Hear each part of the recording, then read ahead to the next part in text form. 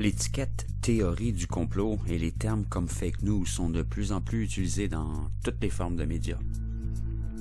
Les théories de complot à grande échelle impliquent presque toujours l'existence d'un réseau géant de médias complices d'un agenda. Évidemment que c'est ridicule.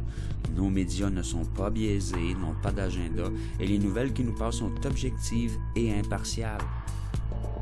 Sauf que, comme Deadspin vient de l'exposer dans la vidéo que je vais vous présenter, je vais traduire pour vous puis projeter sur un écran de TV pour ne pas enfreindre les droits d'auteur, eh bien, les théoriciens du complot ont peut-être ce morceau du casse-tête de médias manipulés bien identifié.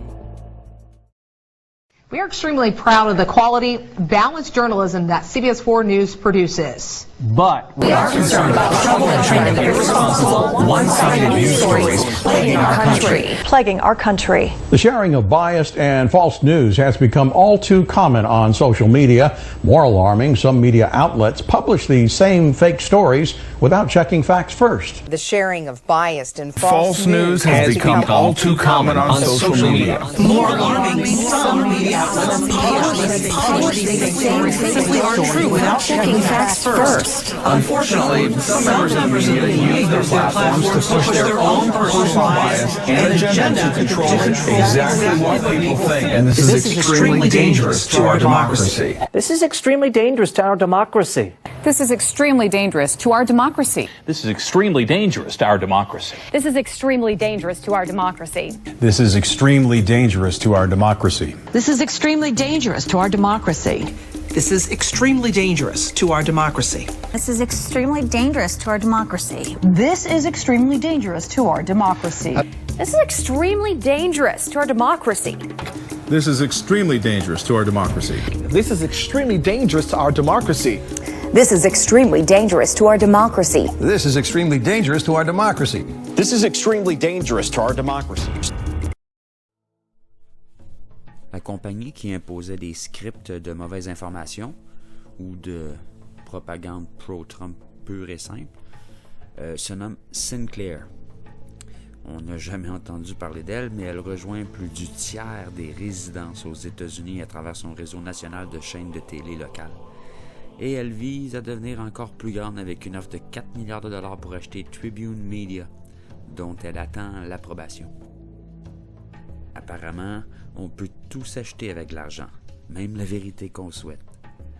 Le réseau opposé, composé de tous les médias libéraux comme CNN, New York Times, Washington Post, ne sont pas moins biaisés. Ils propagent leur propre agenda politique avec autant d'uniformité. Mais avouons-le, ils le font avec beaucoup plus de professionnalisme. Ils tiennent tous le même message, mais quand même pas avec le même script. Imaginez si nos gouvernements aussi suivaient un script, mot pour mot, d'une force derrière le rideau. Selon la théorie du complot du nouvel ordre mondial, le script serait le même d'un pays à l'autre. The message was is that the United States doesn't cut and run. When we make a commitment, we keep our commitments. It's in our national interest that the work you're doing here, the work of helping the Afghans develop a democracy, it's in the interest of your children and your grandchildren. Because you see, democracies yield the peace we all want. And there may be some who want to cut and run. But cutting and running is not your way. It is not my way. And it is not the Canadian way. Your work is important because it is in our national interest to see Afghanistan become a free, democratic, peaceful and secure country. The world judged the Iraqi regime was a dangerous aggressor.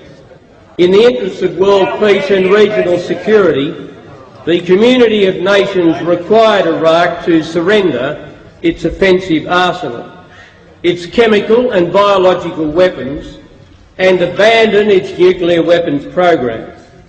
Iraq agreed to comply. The world judged the Iraqi regime to be a dangerous aggressor. In the interest of world peace and regional security, the community of nations expelled Iraq from Kuwait, required Iraq to surrender its offensive arsenal, its chemical biological weapons, and to abandon its nuclear weapons program. Iraq agreed to comply. Iraq's continued defiance of the community of nations presents a challenge which must be addressed. Presents a challenge which must be addressed. It is inherently dangerous to allow a country such as Iraq to retain weapons of mass destruction, particularly in the light of its past aggressive behaviour. If the world community fails to disarm Iraq, we fear that other rogue states will be encouraged to believe that they too can have these weapons, these most deadly of weapons, to systematically defy international resolutions, and that the world will do nothing to stop them. That is the ultimate nightmare, Mr. Speaker, which the world must take decisive and effective steps to prevent. Possession of chemical, biological, or nuclear weapons by terrorists would constitute a direct, undeniable, and lethal threat including to Australia and its people. The world has tried for years other means, but so far to no avail. We cannot walk away from the threat that Iraq's continued possession of weapons of mass destruction constitutes to its region and to the wider world. In the final analysis, Mr. Speaker, the absolute conviction of the government is that disarming Iraq is necessary for the long-term security of the world and is therefore manifestly in the national interest of Australia. In the final analysis, disarming Iraq is necessary for the long-term security of the world, to the collective interests of our historic allies, and therefore manifestly, Mr. Speaker, it is in the national interest of this country. C'est quand même ironique de présenter les prétendus théoriciens du complot comme la menace à la démocratie. Personnellement, voici ce que je pense d'une telle concentration du contrôle des gouvernements et de l'information.